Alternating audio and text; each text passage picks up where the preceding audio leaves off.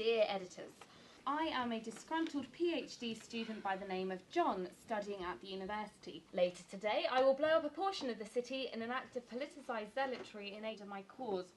I would like to have an interview to be published in the Scrutineer so as to make my voice heard in case the worst happens to me, and he's given us his number. Wow. Oh my god, this is horrifying. Yeah, but one hell of a story. Tina, I'll have to report this man. Can you give me that number immediately, please? Sure, just after I've interviewed him. Have you gone utterly insane? Not half as insane as this guy. In aid of my cause, cracking. His cause? They're teaching practical terrorism in the history department now. Cause. C-A-U-S-E. I mean, he has even cut up a bit of the Scrutineer to make his letter. Fantastic. Tina, could you please give me that number immediately, okay? This is deadly serious. Oh, bulls.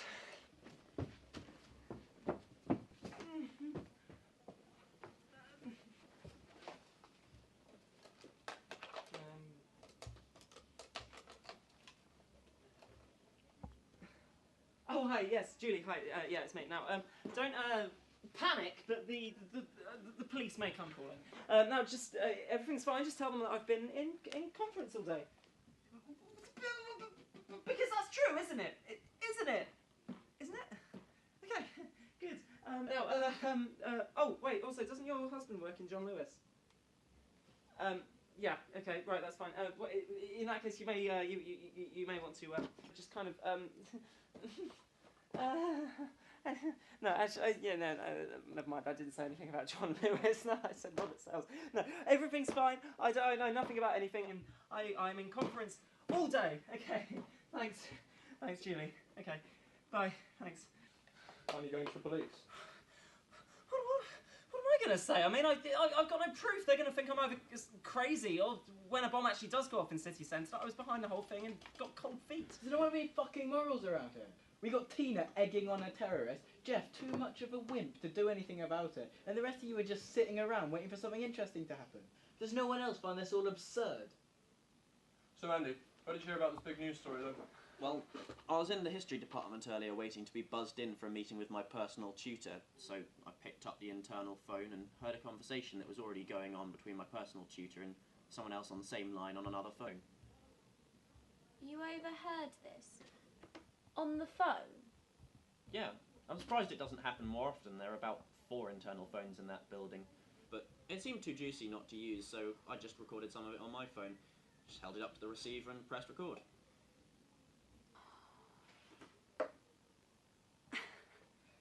Andy, have you perpetrated a hacking?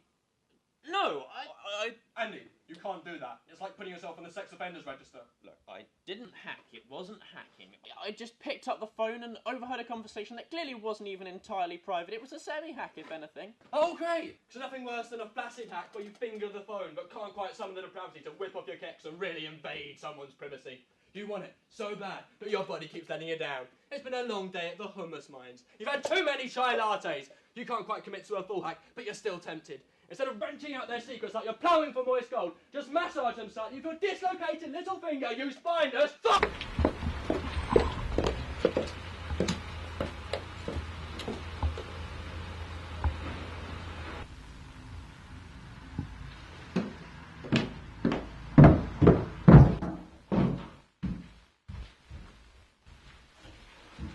Did you find your way in all right? Well, when the door swung open, I thought I was about to be decapitated. Then, when I came in, I thought I might be chloroformed and used as your sex slave. Then I saw this little cherubim put out for me, and I thought you might whip out a small gun, threaten me, maybe take me as some sort of hostage. But yeah, other than that, your directions were quite clear.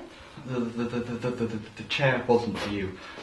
I had a friend over for biscuits. Christ, where's he now? In the oven? I just want to make my story heard. You do realise that you told us you were an unhinged terrorist? But it's true, it's all true. I could snap at any moment.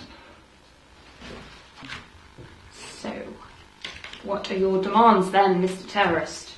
Oh, not much. Just to be recognised for all the hard work I put in. No one notices me, you see, Tina.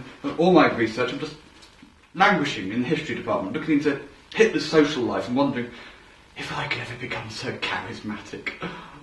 Me Vidal's a people person, see, Tina. I am not much of a people person. I'm not even as charismatic as Goebbels. I'm more of a Rudolf Hess. I'm a laughingstock, a big joke in a department full of handsome thinkers and orators. Why do people know about Mein Kampf? My struggle. Tina, I'm not a Nazi at all. I'm just confused and fascinated by these men who held an entire world to ransom. I'm not a terrorist. I don't deal in terror. I just have a lactose intolerance and a half-completed PhD. Right. Well, that all sounds well and good. Nothing to argue with there. I can hear the condescension in your voice. I'm not being condescending, John. I don't deal in condescension. Are you mimicking me? Trying to undermine me? Please, John, you're a terrorist. Why would I want to upset you? I'm not a terrorist. I just told you that. But I thought you wanted to blow up a building. I thought that this student newspaper interview was your equivalent of a Taliban video. Oh, I don't want to blow anything up. Not anymore. What? I mean, what would it accomplish? Nothing. It accomplished nothing. I'm doing a PhD in history. I have no illusions about this. I know I'd have no impact on the world or the fate of my people. Your people? Other PhD students. Those who toil in the library all night long, enjoying nothing more but the privilege of the student name. Oh, I'm not a student, not anymore, not a proper one. I don't get pissed night after night and shag girls called Sophie. I don't do assignments the night before. I literally can't. My whole life is one long night before as I hack away at this absurd thesis of mine. Probably when you get published with the lowest of the low, Tina, the university underclass. No longer proper students, but not up there with our lecturing peers. It's time for the PhD students of the world to rise up, but I can't be the one to lead them. John, listen to me. You have to blow up that building. What? Andy, listen to me. You cannot publish any of this story. Look, it's not illegal hacking. It's just simple hearsay and tittle-tattle. Yeah, exactly that. Hearsay. But if you present it as fact, it's libel. Can I step in here? I really think there's room for a bit of creativity. Oh, creative. How, Martin? Well, spin the story a certain way. I mean, Andy's right. This is a pretty good scoop. At least for this round. I like that idea. Oh, I don't. You've got to be careful, Yeah. Martin. You've got... And that's what I'm here for. Remember? Spinny, spin, spin. Creativity. This isn't a rave record, Martin. What?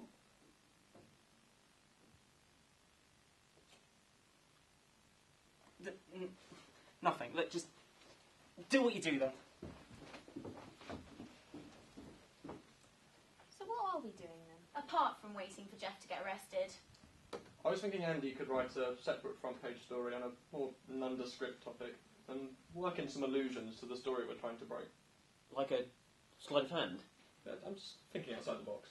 Oh, you're too right, you're outside of the box. You're so far outside the box it's barely visible. To you, the box is a lift, plummeting down a mine shaft, crushing conventional wisdom like the bones of Welsh workers. Spare me the tired similes. Is the line also so far away it's begun to curve like the horizon? You're wasting your talents here, love. Go somewhere be more appreciated, like the sun. Fuck off! No, I'm serious. Why don't you write those pithy comments they decorate page 3 with? At least you'll be providing a service for the men of Britain.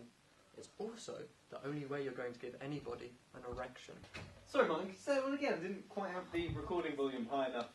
Ooh, am I on TV? Yep, it's my new documentary, James Bounty on the Scrutineer. Oh, how wonderful. This'll be impartial. Oh, totally impartial. You know that moment when you find out your dad's been playing around behind your mum's back? The guy's seen 6 women in as many months, but your entire opinion of him is, on the surface, entirely unchanged. You know the guy's a prick, and you hate him and his cheating guts. But you know him, and you've come to love him, and feel completely impartial when it comes to his extramarital habits. Yeah, it'll be as impartial as that. What does that mean? Que significa preparate para morir, señor periódico hombre? Now, if you'll excuse us, we've scheduled a talking head interview with the Vice-Chancellor. The same one whose charity donations you outed as embezzlements? Yeah, totally fucking impartial.